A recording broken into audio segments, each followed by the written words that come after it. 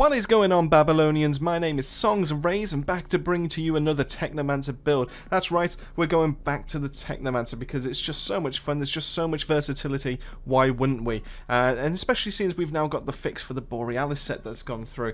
So this build came through for a request that I've been speaking with Stayhusk, who's over on our Discord.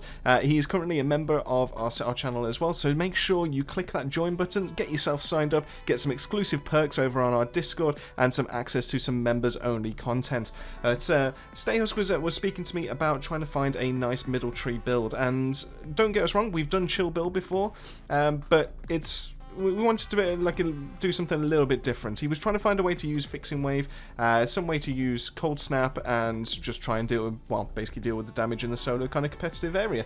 So I had a chat with him. I was trying to figure out what his kind of build was, and it sounded interesting to me. I was tempted to be able to make it myself, and that's when this kind of came about. So this is the Killer Frost build, and basically it's a middle tree. You don't need top tree as much to be able to actually still do the damage. This is kind of a utility, almost like a healing kind of build as well. And the best part about this is if you gear up other Technomancers in this kind of area as well for the exact same build, 3 of this build could do wonders, because the Fixing Wave is such an underrated kind of skill, and especially when it's combined with a certain mod that we're going to be looking at, and compared with the cycle as well. So you can get extra weapon damage every single time it's activated, and we've actually managed to cut down the skill cooldown as much as possible. So it kind of has a nice little synergy for it, and the fact that we're freezing everything as we go about just makes hitting critical so much easier, and basically just crowd control just off the chart. So let's have a quick look into it. Let's go into the weapon mods and the armor mods, and let's find out what makes this so good. So looking at our weapons, I've gone for an Inferno Seed, and the reason why I've gone for this is, one, because it has critical shots do not consume ammo. That's just the mod that I've left on the gun. That's one I've been using for pretty much most of my Technomancers, but mainly because the firepower is kind of on the high side, and I've yet to find anything of a better firepower to be able to replace it.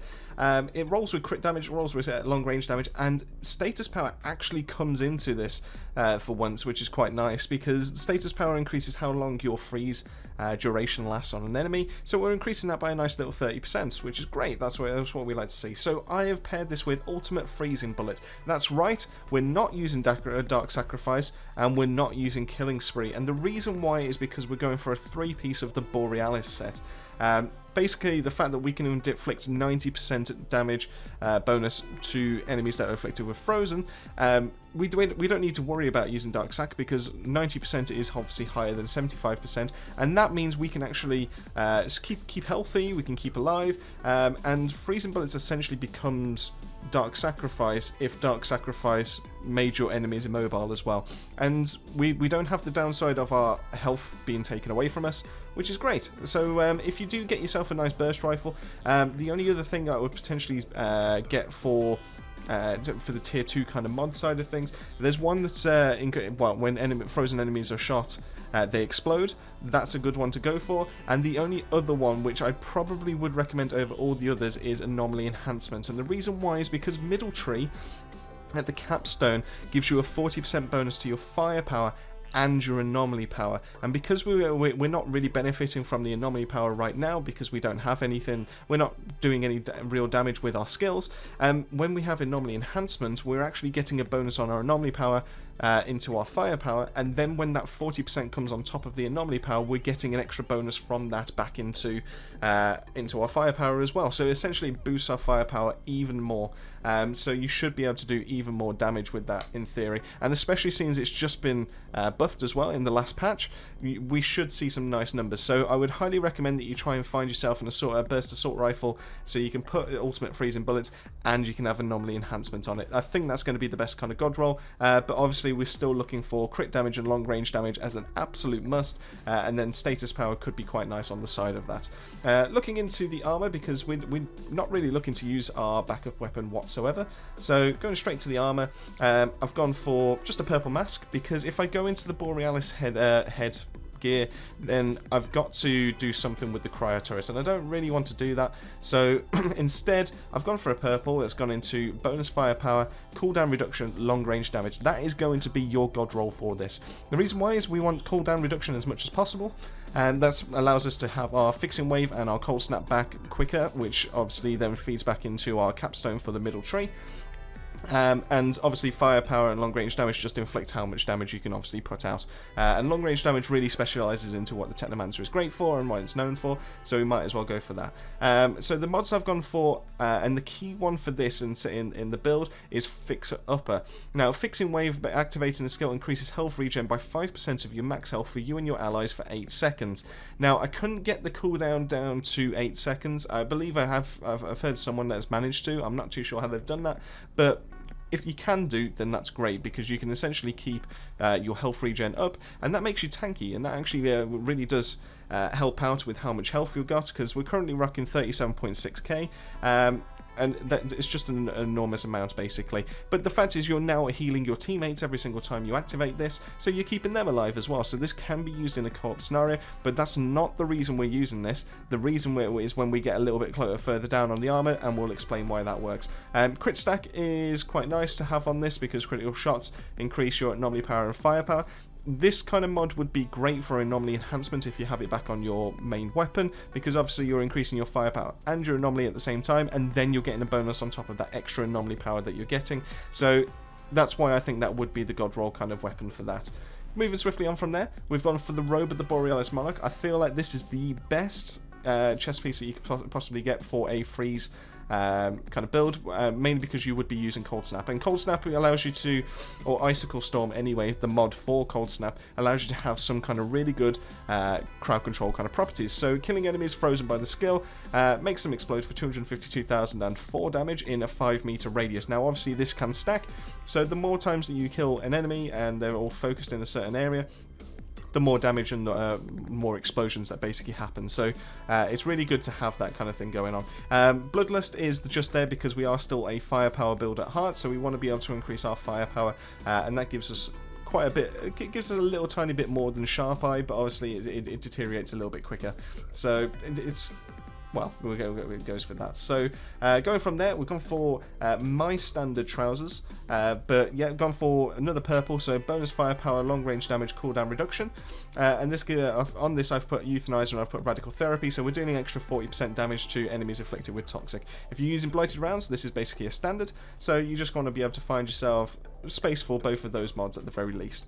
Going from there, I've gone for the Gloves of the Borealis Monarch because Shatter is such a good mod for this, because obviously the amount of things that we are freezing, and you're probably going to ask me why I haven't gone for the extra 15% as well, and that's because I'm trying to find extra ways to be able to increase my damage in the first place before the multipliers kick on, and I feel like that's going to be the better way for me to be able to get extra damage rather than have the additive 15% multiplier. I'm looking for other ways to be able to have that multiplicative kind of effect on it instead. So Shatter 25% is pretty much a standard, and that does come with cooldown reduction and long range damage, so it makes up for the fact that we don't have an extra 8,000 going into our firepower. And then the mod that I've gone for there is the Cycle. Now the Cycle doesn't do anything by itself, and this is why Fixing Wave is just so good. You will have noticed from a previous video that when you've got the Fixer Upper, when you get the health regen, you give yourself a massive 50% weapon damage bonus. Obviously feeding that back into the start of the equation for every single time you inflict damage, that's going to be huge. You'll see in the gameplay I go from like about 100k, 200k a hit, all the way up to 600 to 700k just from activating this one skill, and that's because all the freezes is happening. I'm getting the extra bonus from the capstone, so the 40% extra firepower, and then I'm getting the extra 50% weapon damage just on top of the Cycle. So the Cycle is really key in this kind of build, and it just does wonders for how much damage output you really can do. After that, we've gone for the boots, and this what wraps up the 3-piece for us, and this automatically rolls with Sharp Eye, and obviously has its cooldown reduction and long range damage, which is perfect.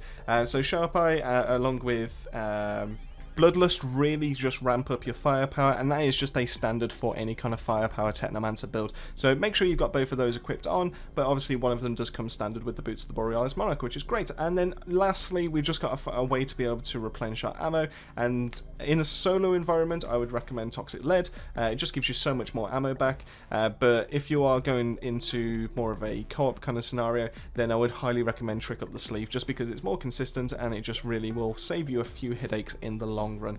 But overall, this was a really fun build to be able to put. The only downsides that I can see to this compared to the other sort of standard firepower is the fact that we don't have an extra 50% magazine capacity.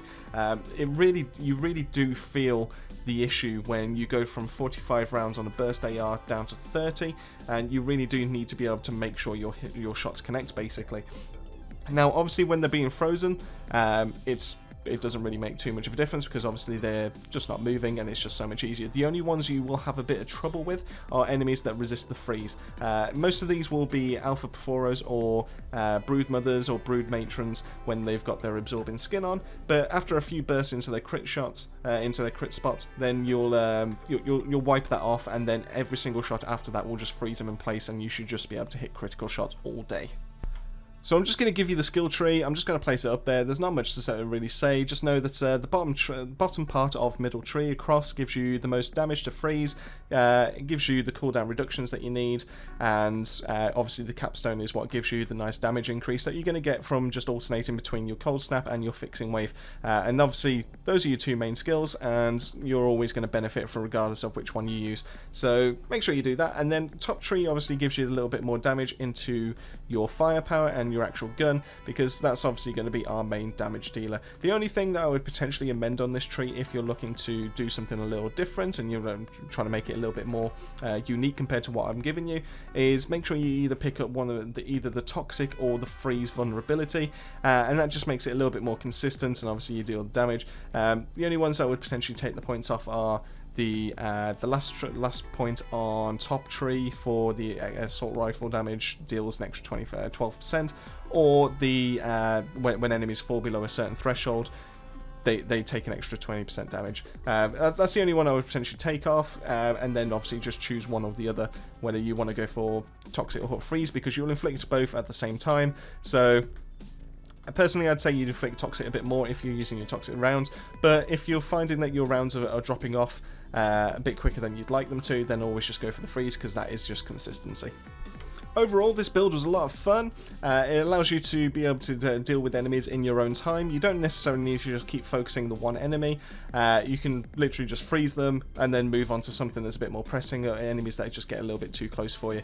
Remember to keep an eye on how close enemies get to you, because you will be having a long range damage multiplier, but if they get too close, and because we've only gone for one of the reduces the range down by 3 meters, then obviously you'll lose that damage bonus, and it just gets a bit more difficult to be able to get that back. So make sure you use your cold snap quite regularly, almost every single time it comes on off cooldown, and then roll yourself away to be able to give yourself a little bit of distance, and make sure you get the full use of that long range damage bonus. Fixing Wave is amazing when it comes to bosses or it comes to elites, because you're now able to give yourself that extra 50% damage bonus, and obviously trigger your middle capstone, and just to be able to inflict that massive amount of damage at the start. The only things you do need to worry about when it comes to gameplay is the fact that you need to very micromanage your ammo counter. So there will be times where you're putting rounds into a Broodmother, and you need to then swap from that target to another, kind of like a smaller enemy, just to be able to refresh your bullets. You don't have the added benefit of having those extra 15 bullets anymore, so you do have to keep on top of that and make sure you check your ammo counter quite frequently, otherwise you will actually finding yourself having to cool down. The best part about this is the fact that that's not the end of the world, because you can actually keep yourself alive for the 40 or so seconds for your blighted rounds to be able to come back, and you still can actually deal a massive amount of damage. I was quite surprised to see I got like a 400k crit without blighted rounds, just from actually just playing the game as standard, and it was quite... I don't know, it kind of surprised me. It took me back a little bit, the fact that I was able to deal that much damage without having blighted rounds.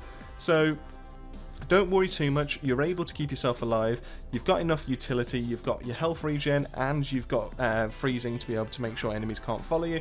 So you don't necessarily need to worry about that kind of thing, especially in the animal kind of based ones, so the like the Perforos and all that kind of thing. You'll be absolutely golden when it comes to those kind of levels.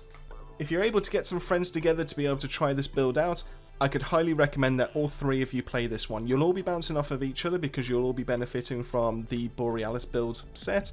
You'll all be benefiting from all the enemies that are being frozen. You'll all be inflicting that extra 90% damage, and you'll also be benefiting from everyone activating Fixing Wave and Fixer Upper. The fact that you can go all the way up to 150% weapon damage if you all activate at the same time is just insane. And even if you didn't want to do that, if you could actually just alternate it a little bit so that you could keep up like maybe 50 to 100% all the time. It's just insane, and you bounce off of each other quite well. So I'd highly recommend this as a co-op build, especially if you can get other people to actually play as the exact same class. And that, Babylonians, pretty much wraps up the Killer Frost build that I have brought to you today. I couldn't find anything quite like this on YouTube already, and it was quite surprising as to how effective this really could be. I'd like to actually run this with a couple of members in my Discord, just to be able to see how well Fixer Upper can actually do in this specific build. So hopefully I can grab a couple of them. If you're looking to be able to take part in that kind of thing, and you've already got a Technomancer built up and set up for this, then head over to our Discord. The link is in the description, and we'd love to be able to have some kind of chat with you. In terms of making sure that you join the support channel and give us some support, there is a join button obviously right next to the subscribe. So if you're not already subscribed, make sure you hit that button. It is free. If you're looking to support us a little bit more and be able to put back so we can actually give a bit more back to the community, then make sure you click that join button. We greatly appreciate it, but obviously we understand there's no pressure involved in that kind of thing. So hopefully you've learned something useful with us. Hopefully you've enjoyed the gameplay that's in the background, and I really do hope that you pick this build up, give it a go, and let us know what you think. As always, keep yourself safe, keep yourself well, and I'll see you all on that next video.